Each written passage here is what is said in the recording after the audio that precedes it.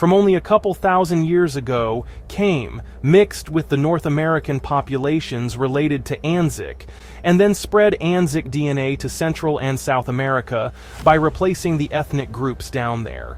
Well, the Israelites would have joined that migration pipeline right in the middle of that time frame. Northern Israel tried to get the Assyrians to help them conquer Judah, but instead, the Assyrians betrayed them. To know which tribes are included, you have to research their pre-Columbian territories and match them to this map.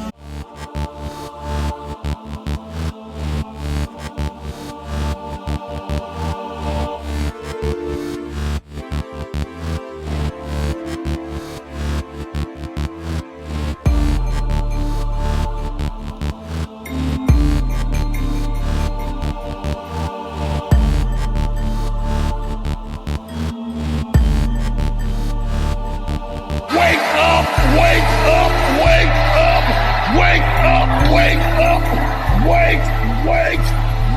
out of your sleep.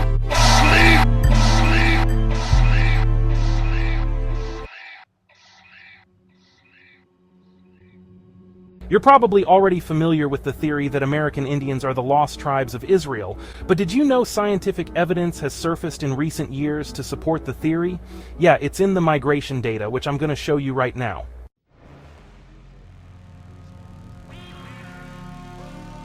In 2022, two PhD brothers, Benjamin and Brandon Wilson, published the Atlas of Western Prehistory, Unwinding the Diversity of the Native Cultures of Western North America.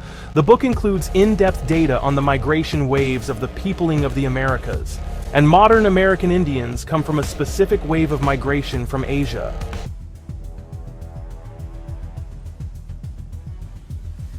If you don't believe in the Bible, that's fine, but this is paleoanthropology. This is science. Half of you haven't even done your genealogy, yet you want to insist that you're African or Indian, regardless of what preponderance of evidence there is to suggest you're actually Asian. I'm going to continue to show you that we're not only indigenous to America, but also ancestrally indigenous to Asia. Again, the book is entitled Atlas of Western Prehistory, Unwinding the Diversity of the Native Cultures of Western North America. Notice the title expresses the aim of all these other studies these days, picking apart pre-Columbian lineages to identify how diverse they actually were. I showed you some of those studies in a previous presentation, and I'll include that video in the outro for this episode so you can just click it to go watch that one.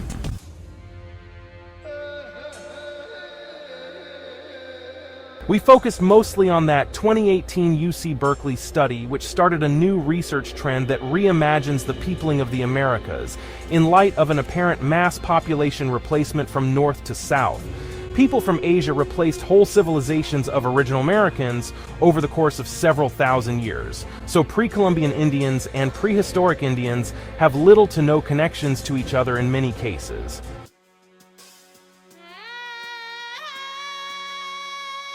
In that episode, I presented scientific evidence that Black Americans are actually descendants of ancient Proto-Mongolic civilizations. Proto-Mongolic in this context means ancestors of the Mongols. We looked at the fact that the only Africans who get Mongolian spots at birth are African Americans. The majority of Africans being counted with Mongolian spots at birth are actually African Americans, but that's because we're not really Africans.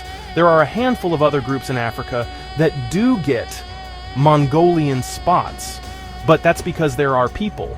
Only certain Africans are Negroes, but almost all American Indians are Negroes.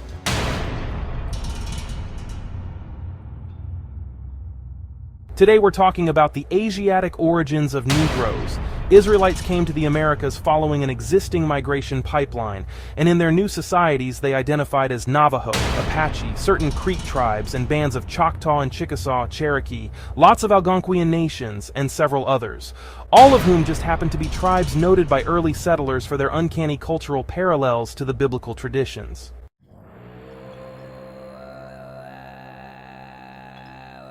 That book by the Wilson brothers includes data collected from available peer-reviewed studies on the peopling of the Americas, and it breaks down the 3 main migration waves enthusiasts usually know about into a total of 6 actual migrations. Here's a map illustrating that data from that book, and because the book is still somewhat new, it's difficult to provide a link to where everyone can just publicly access and read it.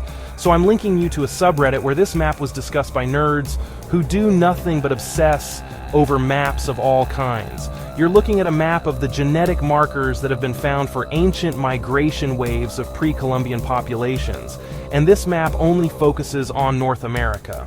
That's good for our investigation, though, because the UC Berkeley study showed us that North American populations were the dominant ones who replaced a bunch of Central and South American populations anyway. Now we're breaking down those ancestral groups that the replacers came from over the course of human history. All the gray coloring shows where the oldest populations never got replaced, but the mass population replacement from the UC Santa Cruz study began about 9,000 years ago, right? 9,000 years before present would be 7,000 BCE. That's all the green you see on the map, which is massive, and it includes both Algonquian Indians of the eastern seaboard and Sioux-speaking Indians of the Midwest, connecting the two.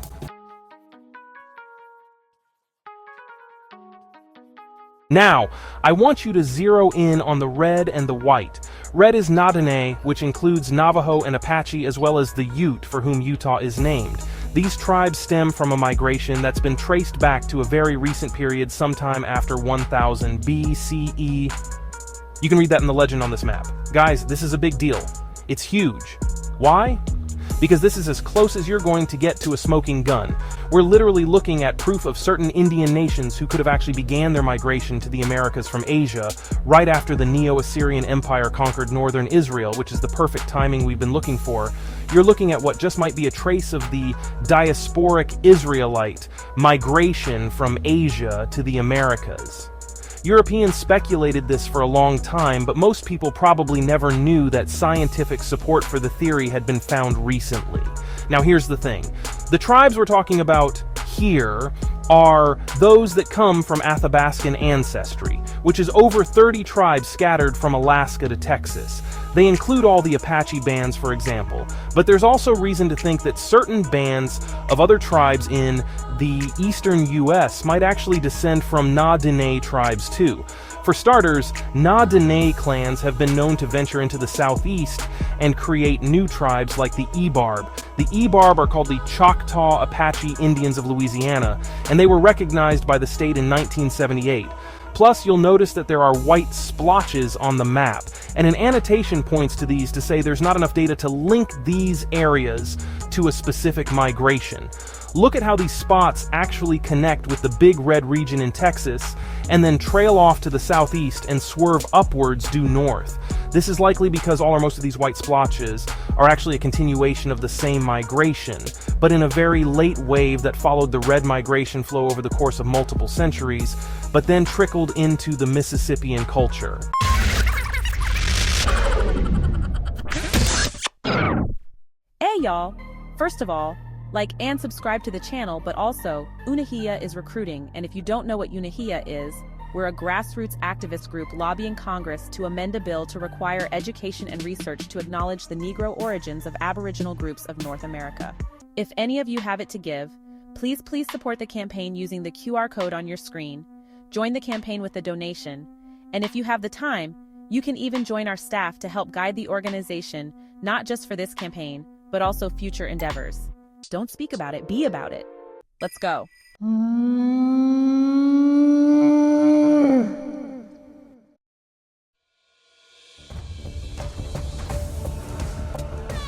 That map connected most of the ancestry of ancient North Americans who replaced whole populations in South America to the Anzick group. If you don't remember what the Anzick group is, it's the Paleo-Indian society of a young boy whose remains were found in Montana back in 1968. They call him Anzick I, and his remains have been dated to about 12,000 years ago. Fast forward to 2014, what scientists considered even more remarkable is that sequencing the DNA of Anzick I linked his community to most of the modern Native American tribes. How could he be ancestrally connected to all these tribes if so many of them were replaced by recent migrations out of Asia, based on the 2018 UC Berkeley study? This seems like contradictory findings from two different, equally groundbreaking studies.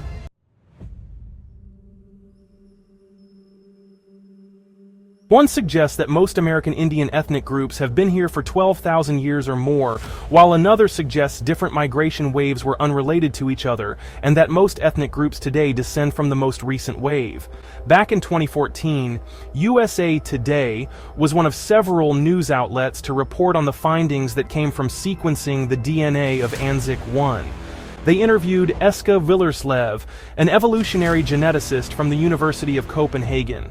He said those findings, quote, imply that Native Americans are descended from the first people that populated at the least the lower 48 states and all of South America, end quote.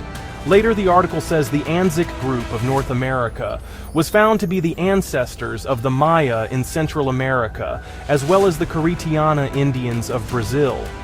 Then it says, quote, Willerslev estimates that roughly 80% of Native Americans are descended from the Anzick group.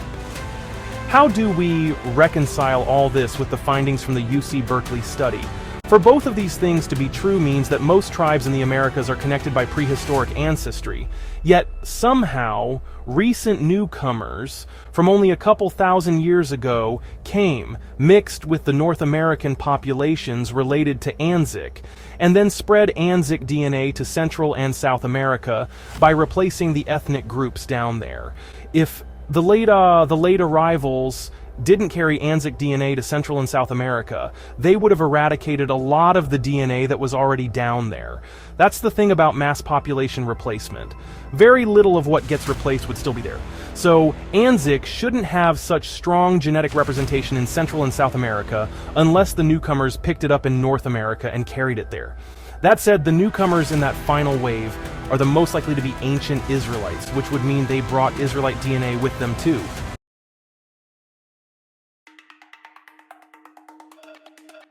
That's the DNA that natural selection chose to be the socio-economic epicenter of humanity. What's natural selection? It's the phenomenon in evolutionary biology that chooses all the adaptations and changes that populations of living organisms undergo over time. It's literally the scientific term for intelligent design. Nature has a brain or a computer of some kind that's making systemic decisions about every species on the planet simultaneously. It selected a specific group of people to socially lead all human civilizations by example to demonstrate how to live and how not to live. That chosen ethnic group was the ancient Israelites, and their social influence has been felt even in lieu of them not doing what they were commanded to do. That's why half of all religions are inspired by Torah, like Christianity, Judaism, Islam, Mandeism, Samaritanism, Druze, and Yarsanism.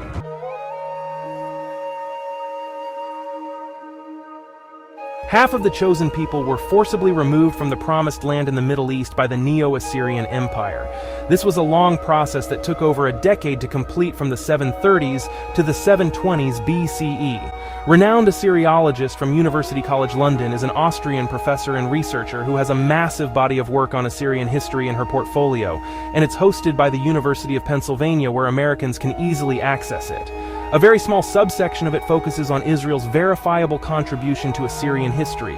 In it, Radner writes, quote, "The year 732 BC saw the first Assyrian invasion of Israel," end quote. This gives us a time frame that we can use as a frame of reference, right?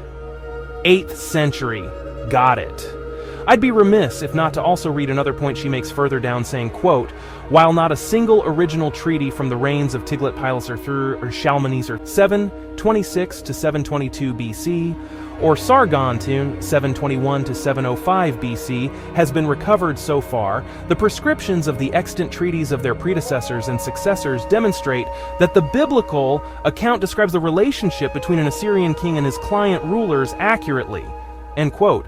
So an expert is telling us that the historical anecdotes and records in the Old Testament of the Bible are accurate regardless of what you think about Abrahamic religions. This isn't a private or Christian institution saying this, and Radner's research isn't even focused on Israel or the Bible. She's just pointing out that the record in 2 Kings tracks with the treaties before and after the correspondence. She excerpts from the Bible 2 paragraphs earlier.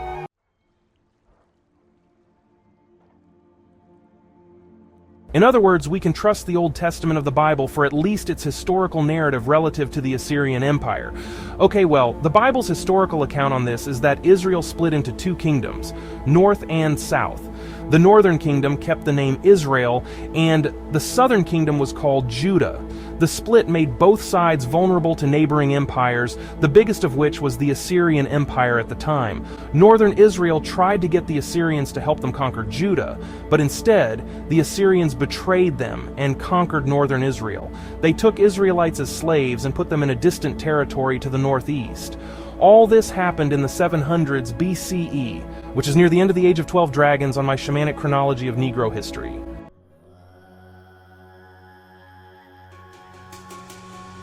In a future video, I'll cover the details of all this, including the actual routes northern Israelites took when they escaped the Assyrian Empire, but for now, suffice it to say that they weren't under Assyrian control long because the Assyrian Empire collapsed gradually over the course of the next 100 years. In that time, northern Israelites migrated to the Far East, where there was already a migration pipeline into the Americas.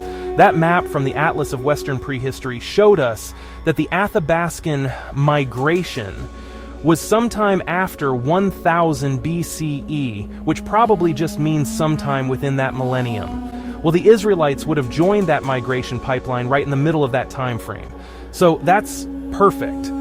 To know which tribes are included, you have to research their pre-Columbian territories and match them to this map.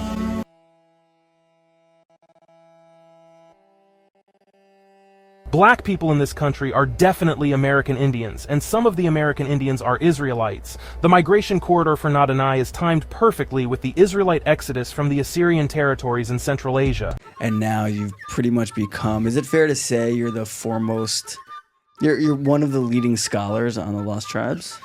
Yeah, I think there's much smarter people than me out there, but I think that the fact that I've combined a lot of my ancestors' writings with what's going on, with my, millennial mindset, that I've produced a way new, lens to look through this, right, and how to see the picture. So, and they went into exile. The Assyrian army came and exiled, which the Assyrian army was known to do. It was more cost-effective than just going to war. They exiled the northern 10 tribes towards the Far East, and many of them ran into the north, and some hit the sea on ships. Especially towards the Far East, and many of them ran into the north, and some hit the sea on ships. Then some hit the sea on ships.